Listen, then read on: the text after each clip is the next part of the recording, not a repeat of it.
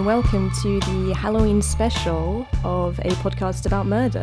Some of you may have noticed this, but I'm Jem, not Freya. That's because we've decided to switch things up this week. Woo. So the format's the same. I've prepared the case today. So how does it feel being on the other side of this? It's kind of a little bit daunting, actually. Really looking forward to hearing about a case rather than speaking about a case. And like I said before we started recording, you're about to find out that you can't breathe when you speak for long periods of time. That's weird being on this side of things, but I think, so we're thinking for the next season after this that we're going to regularly switch over in episodes. So there's a little bit more dynamism. I mean, that all depends on how this goes. Yeah, if it goes terribly, you're fired. So for this episode, I chose a case that I hadn't heard about. I found it just because I was trying to lean into the Halloween theme as much as I could. So today we'll be discussing a murderer known as the Vampire of Hanover. Ah. Spooky stuff. Other fun nicknames include the Butcher of Hanover and the Wolfman.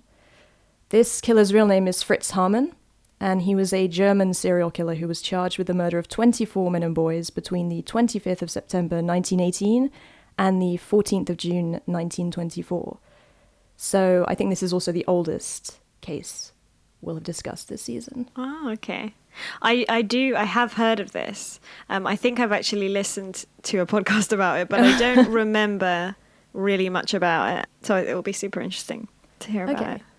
One of the reasons this case garnered so much attention, besides the obvious scale and violence of the murders, was the fact that Fritz, at the time he was apprehended, was actually working as a police informant. So that's kind of interesting to sort of keep in mind. He was apprehended on the 22nd of June 1924 and was executed by guillotine on the 15th of April 1925. That's old school. Yeah, back in the days. It's extremely old school. But actually, this is just like a tangent, but in France they used the guillotine like up until the 70s. What? Just, yeah. The 70s? Not like the 1870s.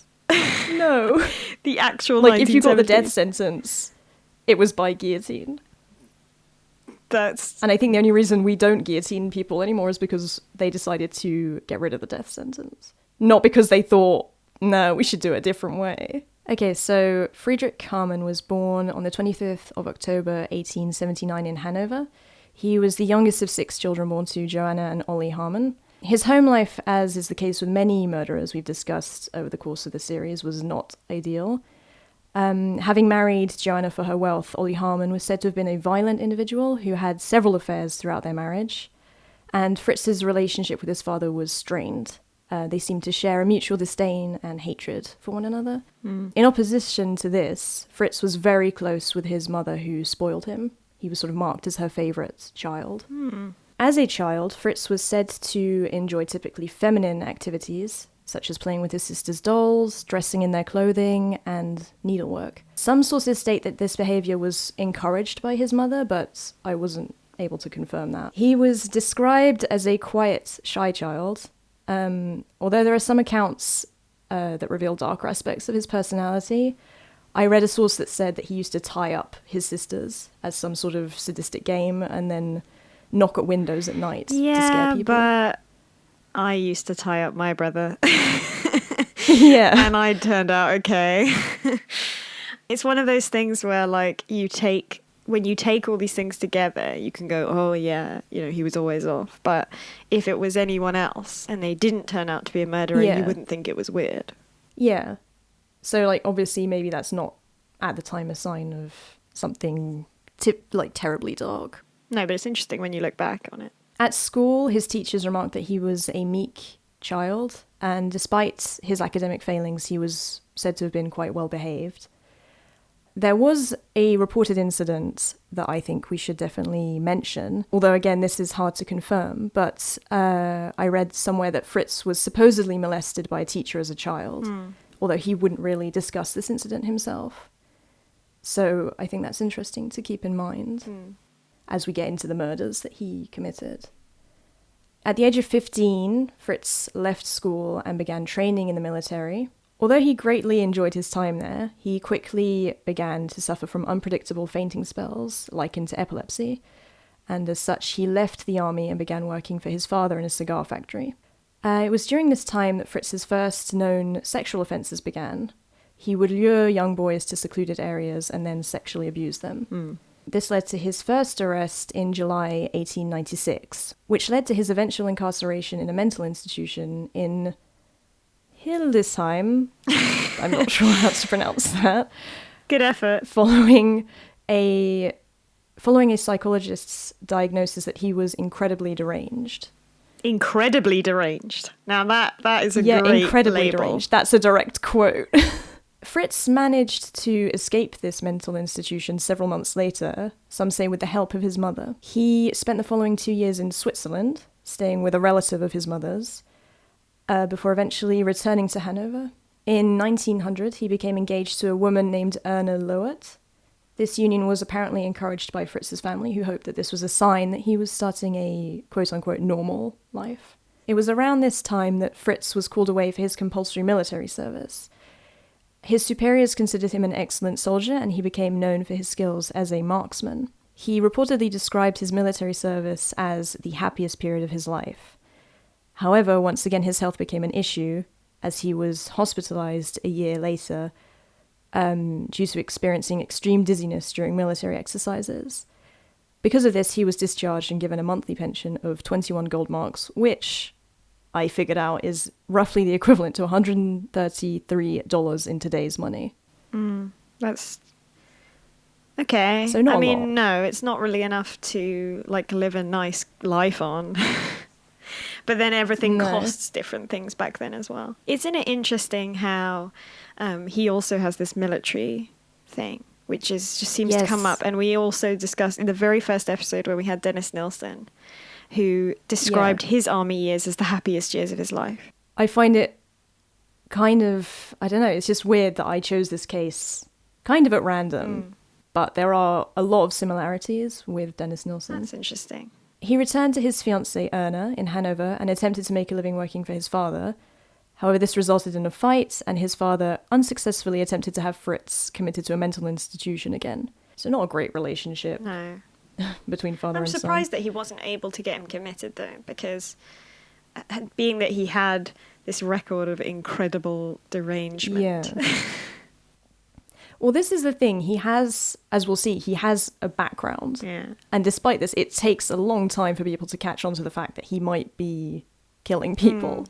Fritz tried to launch his career in numerous professions before finally being declared officially disabled and therefore unable to work. And I think they increased his pension as well, a little bit. His fiancée left him. At the time, she was pregnant. Okay. She just simply, after a fight, kicked him out and kept the business that they had started together. Do we know if she had the baby? I don't know anything more about her. Because that's really interesting. If she just had this baby and it went on, that's this killer's... Yeah. His line is continuing somewhere, isn't it? Yeah. I really wanted to find out if there was, descendants, but I didn't find anything. Over the next decade, Fritz began a life of petty crime, primarily as a burglar and con artist. Consequently, between 1905 and 1913, he served multiple short prison sentences. In 1913, he was arrested for burglary and subsequently charged with fraud as well, for which he was sentenced to 5 years in prison. It's important to note that due to his incarceration, Fritz had missed out on what day-to-day life was like during the First World War, and was immediately struck by the depressing, poverty-stricken state of his country. Fritz saw this as an opportunity, however, and launched himself into the contraband business, trading primarily in stolen property. I think the historical context is important here. Following the Treaty of Versailles, Germany's resources were extremely limited. They no longer had an army and were forbidden to trade arms. So it goes without saying that the police force was also affected by this, and as a result were desperate for any help they could get from the public. And that was how Fritz Haarmann, a known criminal and homosexual, which was illegal at the time, became a police informant in what I would describe as a very smart move on his behalf. Yeah. Using his role as an informer to draw suspicion away from himself, Fritz became one of the police's most reliable and trustworthy informers. The way things would usually go would be that Fritz, working with the police, would use his criminal contacts to offer to store stolen items in his flat. The police would then raid his property and arrest him along with the other criminals so as not to blow his cover. The police even trusted Fritz to the point where he was allowed to patrol the Hanover train station freely, and this would be the location where he would encounter a large amount of his victims. This is the thing that I remember about this, the train station thing, where he's sort of free to roam these sort of places, and that's why he gets, Yeah, he even pretends to be an officer, so he sort of uses power to manipulate people. On the 25th of September 1918, 17-year-old Friedelroth, not sure if that's the German pronunciation. Friedelroth. That's quite a cool name. Friedelroth. So Friedelroth disappeared. He had been seen with Harmon, whose flat was subsequently raided by the police. They discovered Harmon in bed with a 13-year-old boy. God. And it's important to note that this is not Friedelroth. So this resulted in Fritz being charged with sexual assault and battery, for which he was sentenced to 9 months in prison. Years later, Fritz would confess to the murder of Friedelroth, stating that the boy's head had been wrapped in newspaper and hidden behind the stove at the time the police raided his home. Wow. And they didn't find it. Well, I mean, you weren't looking for it, were you? I guess it's quite... It's a shocking scene shocking. to come into. You're not thinking, let's look for some heads, you know? Yeah, behind the stove. And it's much like Dennis Nelson, where he sort of says, you know, people would come, like he had a friend that came visit him or whatever, and like there would be a dude in the wardrobe. Yeah. Like if someone opened that wardrobe, it's over. But they just didn't. Here I'd like to talk about a man called Hans Grans. Great name. Yes. Very German. Who is a central figure in Fritz's life. So, Fritz avoided serving his time in prison throughout 1919, and it was during this time that he met 18-year-old Hans Grans. Hans was a runaway who had been spending a lot of time around Hanover Station. Desperate, Hans approached Fritz with the intention of prostituting himself. Fritz was drawn to the boy, and thus began the troubled relationship between the two. Shortly after they met, Hans moved in with Fritz, sealing his fate as his accomplice. I find it interesting that during his confession, Hans stated that he wasn't gay, but he was aware of Fritz's feelings for him, which he used to manipulate and, on occasion, humiliate the other man. Such a bizarre relationship, isn't it? Because it's like you think the power is in Fritz's hands. And in some ways it is, and in some ways it's not. Yeah, this is the thing. It's interesting to see that actually Hans had a lot of power in this relationship, because even though they would fight a lot due to Hans humiliating Fritz, so Fritz would evict him, and then he would go and find Hans and beg him to come back. So it sort of shows the hold he has over him. So Fritz eventually served his 9 months in prison, and afterwards was amazingly able to get his old job as a police informer back.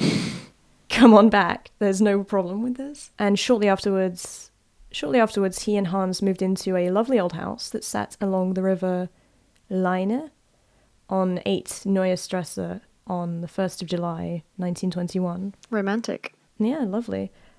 Setting the scene here. Domestic bliss. This would be the location where many of the murders committed by Fritz took place. Not domestic bliss. No. Well, depends on people's definition, I guess. Not my definition. I don't believe you. Before we get into the details of the murders, do you have any thoughts? I mean, I guess you've heard about this case, but do you know why he was called a vampire or a butcher? I have an inkling. But I also think that it was quite mythologized, if I'm thinking of it correctly. I think that there was quite a lot of sensationalizing later. But I do know that the way that some of them were said to be killed was quite animalistic. Yeah. From his confession, Fritz explained that he would strangle his victims while simultaneously giving them what he called his love bite. And this involved biting the victims' throats, and on numerous occasions even biting through the Adam's apple and trachea. Yeah, I think it's the Adam's apple thing that I remember specifically. Like, hardcore. I mean, the force required. Yeah, the force required with that bite to get through. In order to dispose of his victims, Fritz would dismember them and would usually discard their remains in the conveniently located Leine River.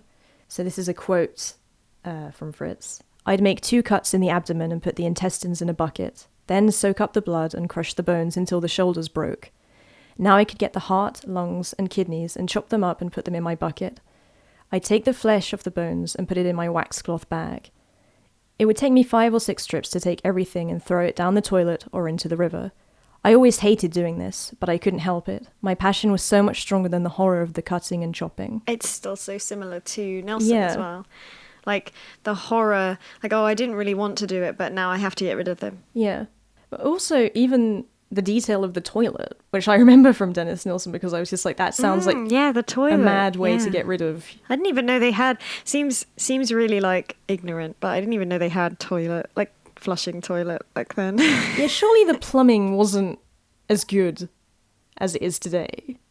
And yet, he was somehow able to cram human remains down there. No, I mean, if Nilsson's, like, London plumbing could not handle that, and that was how he was caught, it's pretty surprising that this, like, 19th century plumbing can handle it. Oh, well, 20th now, right? Yeah, but I guess the house was probably 19th century. I don't know.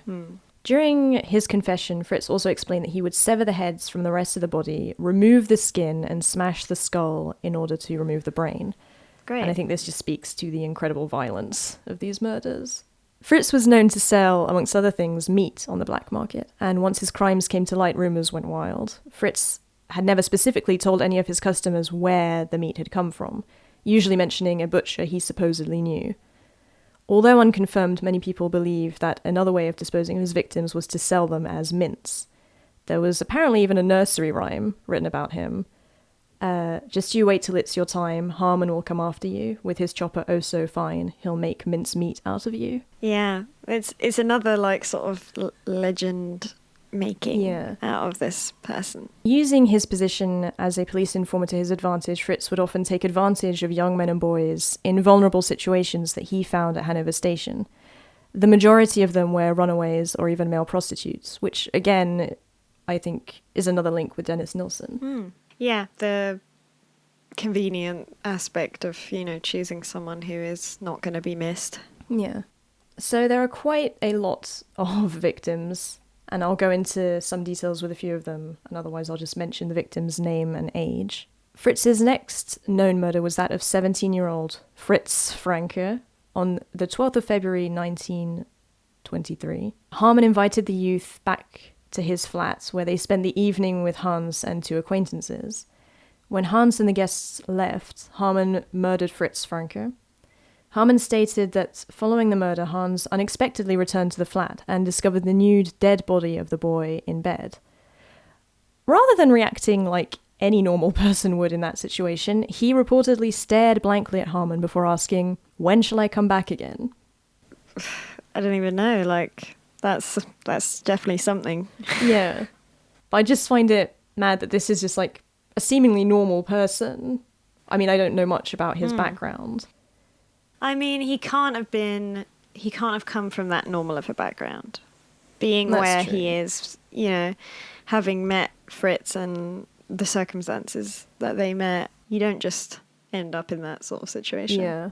5 weeks later, on the 20th of March, Fritz would murder 17-year-old Wilhelm Schultz. Wilhelm had been commuting to work, and although no human remains were found, many items of clothing thought to belong to him were discovered in the possession of Fritz's landlady. This brings me to an important point in the investigation and the discovery of Fritz's crimes. It was that he would often take his victims' possessions and clothes in order to sell them on the black market. Or sometimes Hans would even ask him to specifically kill someone because he wanted something of theirs. That's odd. Yeah. This would eventually lead to his downfall, as the parents of one of the victims were able to identify their missing son's coat on another person, who told them they had purchased it from Fritz Harmon. This led to a raid of his flat, where officers found overwhelming evidence of the murders and arrested Fritz. 2 more boys were murdered at 8 Neue Strasse. Roland Hutch, Huch, not sure, who was 16, and Hans Sonnenfeld, who was 19. Fritz and Hans moved to 2 Rotterreihe on the 9th of June 1923, where the rest of the murders would occur. 2 weeks after his move, Ernst Ehrenberg, the 13-year-old son of his neighbour, disappeared, and his clothing would later be discovered in Fritz's flat, adding him to the list of murder victims. Not a great idea to kill someone so physically close to you and connected to you so strongly. Yeah. It's also staggering the rate at which he's killing these boys, because I read somewhere that it's on average 2 a month from this point onwards. It is quite a lot. So for most of these victims, belongings of theirs were found in the flat, which allowed police to identify them. The following victims were Heinrich Struss, 18, Paul Broniszewski, 17, Richard Graf, 17. Richard actually wrote to his family saying that he had met a man at Hanover Station who would find him a job. So this just sort of proves Fritz's manipulation of these young, vulnerable people. It's sad. The next victim was Wilhelm Erdner, 16. His parents would later state that Wilhelm was acquainted with a detective Fritz Honnebrock, obviously a fake name and position used by Fritz. I'm not very sure when Hans became involved in the murders, but he was certainly involved in the sale of Wilhelm's bike with Fritz. The following victims were Herman Wolff, aged 15, Heinz Brinkmann, 13, Adolf Hanappel, 17. These people are so young. Yeah, they get younger. What's interesting about Adolf is that several witnesses were able to describe Hans actually pointing the boy out to Fritz as the boy waited for his train. The 3 were then seen heading to a cafe, and Fritz himself would confirm that Hans had urged him to commit this murder. The following victim, Adolf Hennies, was 19. During his trial, Fritz stated that he had indeed dismembered and disposed of Adolf. However, he firmly denied killing him. He recounted the tale of returning home to find Adolf's body naked in his bed without Fritz's love bite. Furthermore, according to Fritz, Hans and another male acquaintance were in bed with the body. Hans, of course, denied all of this, and due to their conflicting testimonies, neither Fritz nor Hans were ever charged with this murder. I remember that there's that one victim where he sort of claims this was Hans's one alone, and I believe him.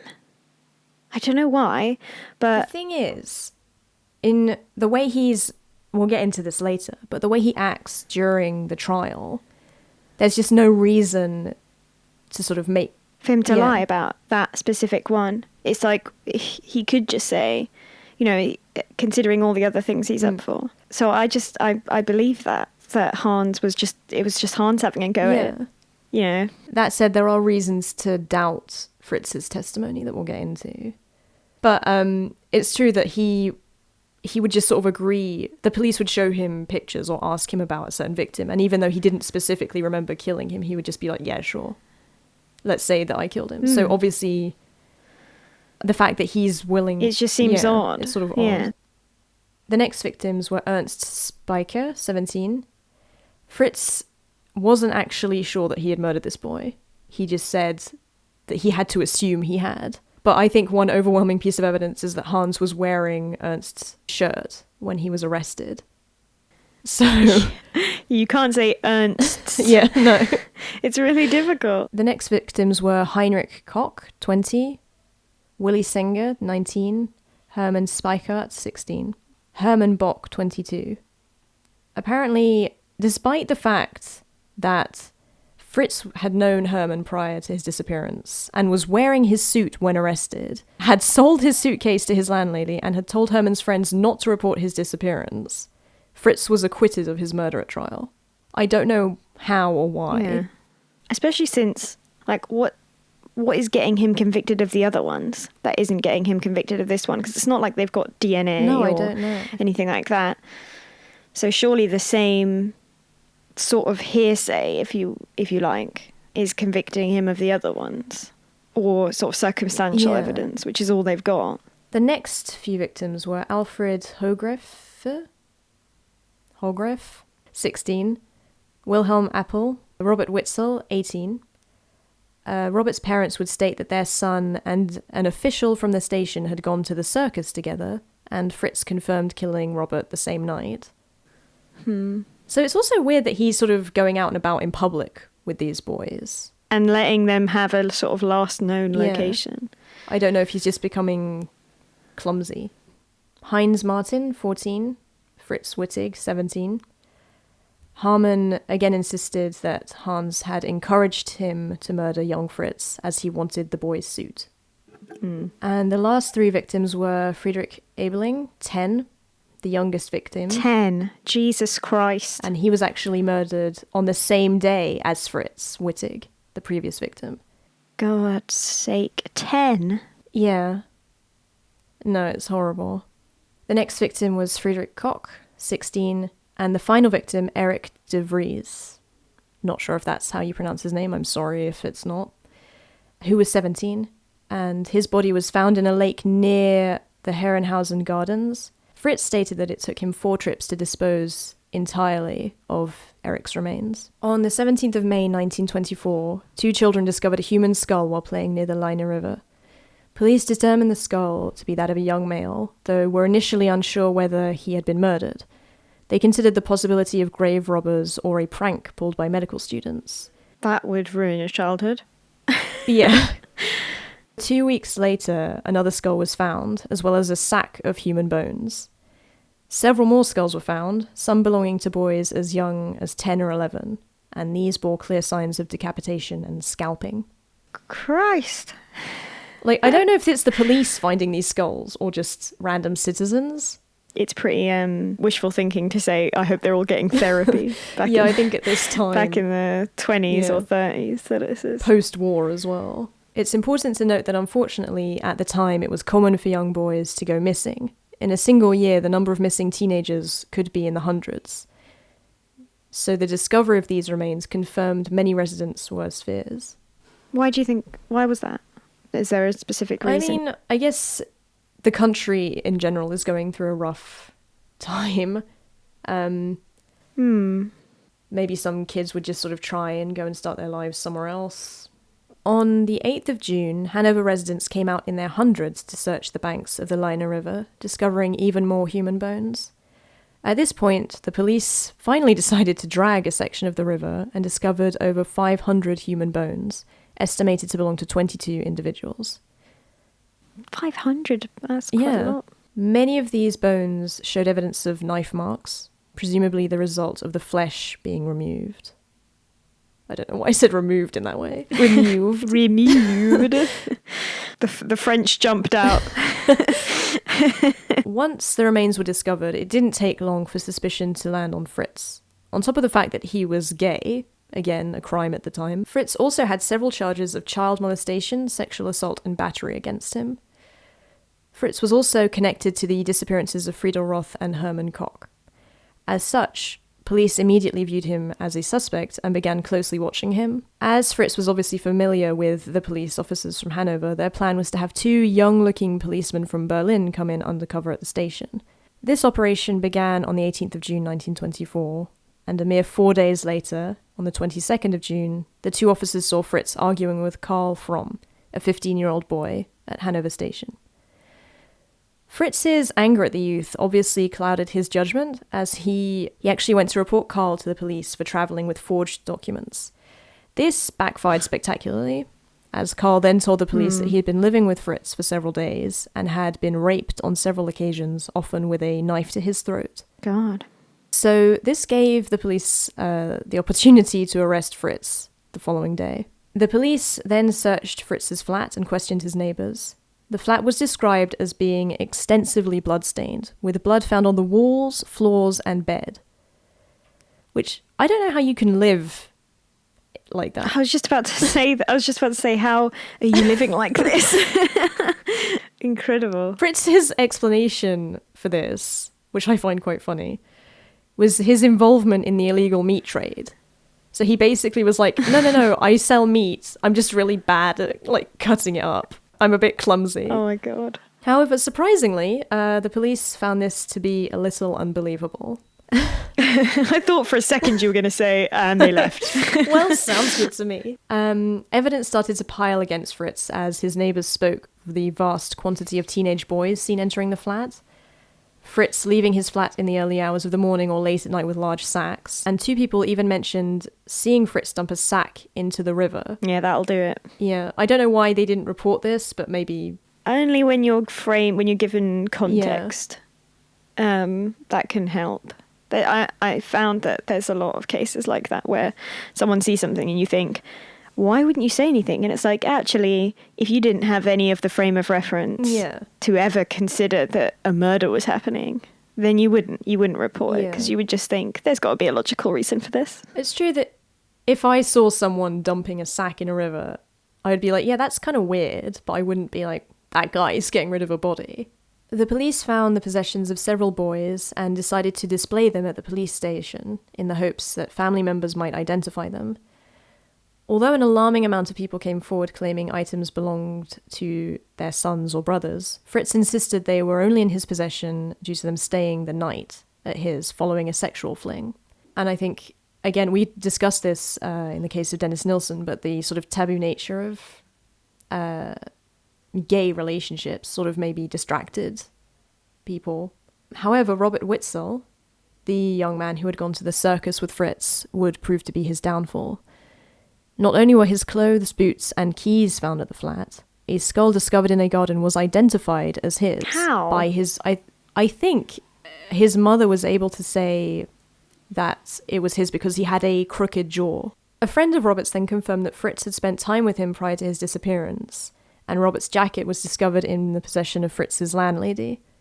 As the evidence became more and more damning, Fritz cracked under the pressure, leading to a breakdown. Having supported him through this ordeal, one of his sisters urged Fritz to confess to his crimes, which he eventually did. Fritz Haarmann confessed to the rape, murder, and dismemberment of several young men between 1918 and 1924, though remained unsure of the number throughout his trial. He initially stated that he had killed between 50 and 70 men. Jesus. But he was only ever charged with 27 murders. When you say men, is that from his quote? No, I'm not sure. I think they asked, how many people have you killed? And he was like, between 50 and 70. Because most of them seem to be boys. Yeah, it would be interesting to know if he sort of viewed them as adults or children. And if the police did as well, like based off of their sort of, like the lifestyle they were living. Yeah. Well, I guess when he was caught with the 13-year-old boy, he was sentenced to prison for that, so... But was he sentenced to prison because all gay relationships were considered sodomy, an attack? That's true. Or because it was an attack on a child? I don't know. So the reason he wasn't charged with more is because they couldn't find evidence. As Fritz claimed that several murders had been committed at the insistence of Hans, the latter was arrested on the 8th of July as an accessory to murder. The trial of Fritz Harmon and Hans Grans began on the 4th of December 1924. Fritz was charged with the murder of 27 men.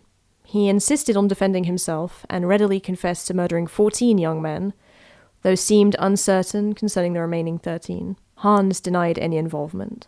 Throughout the trial, Fritz remained rather calm and composed, maintaining a blasé attitude. For instance, when he was asked to identify youths from photographs, he would say he couldn't recognize them, but simply comment, "Charge it to me," or "I probably murdered him." At one point, he even said to the jury, "Keep it short, I want to spend Christmas in heaven with Mother." Fritz denied any claims of cannibalism or selling human flesh, which were actually backed up by an analysis of meat found in his flat, which was proven to be of animal origin, although many witnesses had stories that seemed to indicate the contrary. Neighbours claimed to have fallen sick having eaten sausages purchased from Fritz, and 2 women... I find this unbelievable. 2 women claimed to have found what appeared to be a human mouth boiling in his flat. Mouth? The... Specifically, just that. That's The 2 women stated that they had taken the supposed mouth to the police, who had dismissed it, stating that it was most likely a pig snout. This whole story is bizarre. I don't think that having found some meat in his flat and then that turned out to be animal, I don't think that means that he never sold human flesh. I don't think that's enough. It's not conclusive. It's just lucky. I also find this an interesting point in the question of the police's knowledge or involvement of like what he was up to.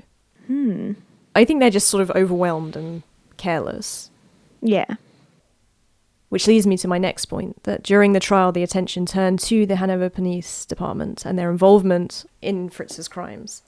They claimed to have been totally unaware until Karl Fromm's accusations of sexual assault, despite many testimonies that linked Fritz to victims and missing persons, as well as his many prior convictions, which included sexual assault and battery. The case and its trial became one of the first major sensational media events in Germany. It lasted 2 weeks and included the testimony of 190 witnesses. So as you were saying, it was heavily covered and sort of sensationalized. And at the time, serial killer wasn't a term that people used. So they would use terms like vampire or wolf man to sort of describe the horrific nature of these murders. Yeah, and to like kind of almost to make a fairy tale of something is to kind of avoid having to access the reality that a person did this. It's interesting, the context again, that they've been through the horrors of the First World War and are maybe starting to realise that human beings are capable of terrible things. On the 19th of December, Fritz was found guilty of 24 murders, acquitted of 3, and sentenced to death by beheading. Hans was found guilty of incitement to murder and also sentenced to death by beheading. However, a letter written by Fritz to Hans's father, that was discovered later, stated that Hans was essentially innocent and that Fritz had been trying to sort of frame him as a revenge for the way Hans had treated him during their relationship. This led to a retrial. Hans received an imprisonment of 12 years for aiding and abetting Fritz, and then spent some time in a concentration camp. After the Second World War... Okay, that's totally normal. After the Second World War, he spent the rest of his life in Hanover until he died in 1975. Fritz accepted his death sentence readily, stating, "Condemn me to death. I ask only for justice. I am not mad. Make it short, make it soon. Deliver me from this life, which is a torment. I will not petition for mercy, nor will I appeal. I want to pass just one more merry night in my cell with coffee, cheese, and cigars. After which I will curse my father and go to my execution as if it were a wedding." That's an interesting series of things to say. I would also like to eat cheese just before I die, and coffee. But the craziest thing is that he did get his coffee and cigars. Well, they really believed quite strongly in those things sort of back then, didn't they? Like, no matter what, you were entitled to, like, your one thing. Yeah, I'd just like to talk briefly about the question of his feelings of guilt or agency. There are a few quotes here. He stated, "I never intended to hurt those youngsters, but I knew that if I got going, something would happen, and that made me cry." And when dismembering the bodies, he would often place a cloth over the face so that they weren't looking at him, because he couldn't face the guilt. He calls them youngsters there as well. So he's aware that they're vulnerable. Not quite grown. Yeah.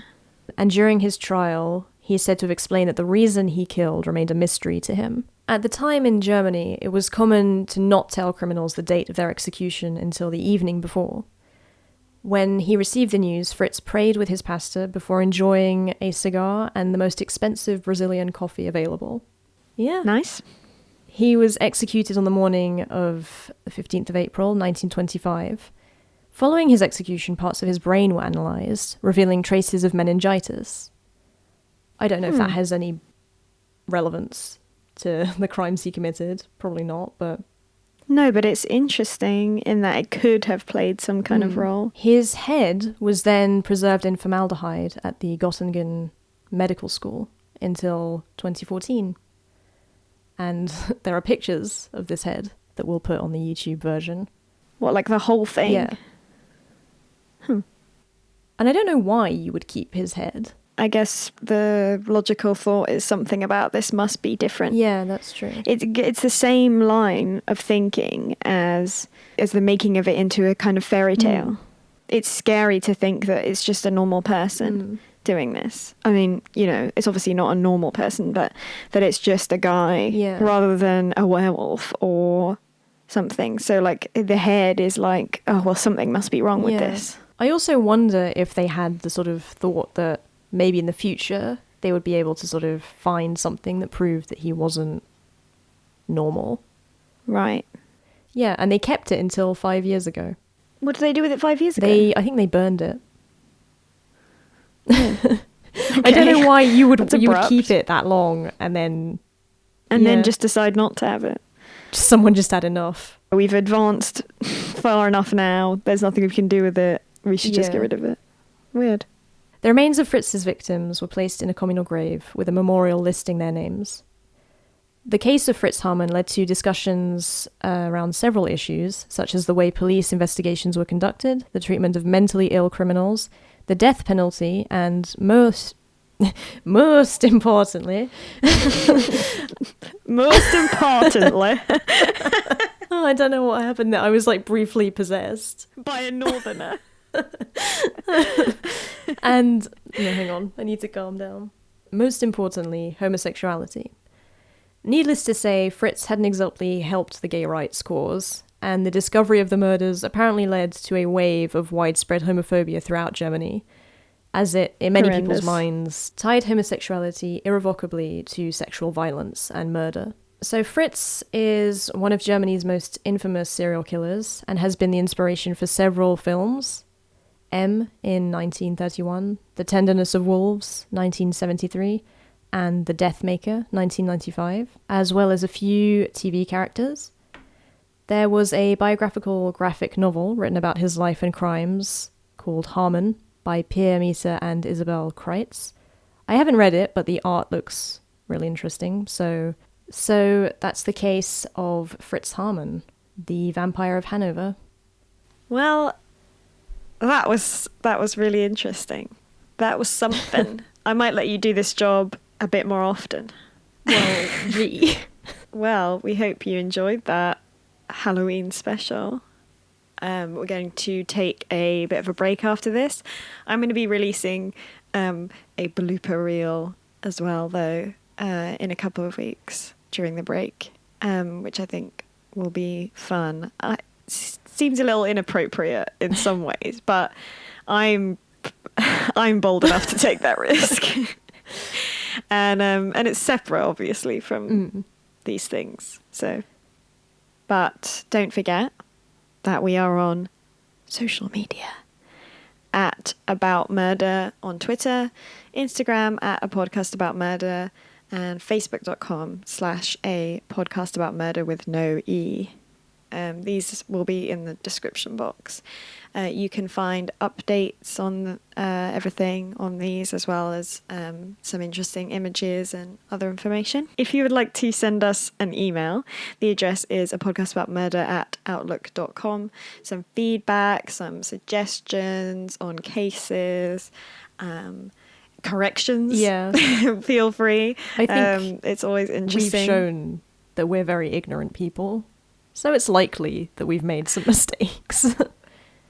It's likely that we've made some mistakes, but also don't be that negative, because we do put effort in. We're trying, to people. Making sure that we're typically correct. Yeah. But it is always interesting also to hear other people's perspective on things. Definitely. So aside from actually being wrong, sometimes it's just interesting to hear that someone else thinks something totally different about the same set of information. Again, just a big thank you to everyone who has listened so far. I, for one, didn't really expect anyone to listen to besides you and me. So I have been flattered to see that there are more than you and I listening. There are actual people listening. Actual to this. people.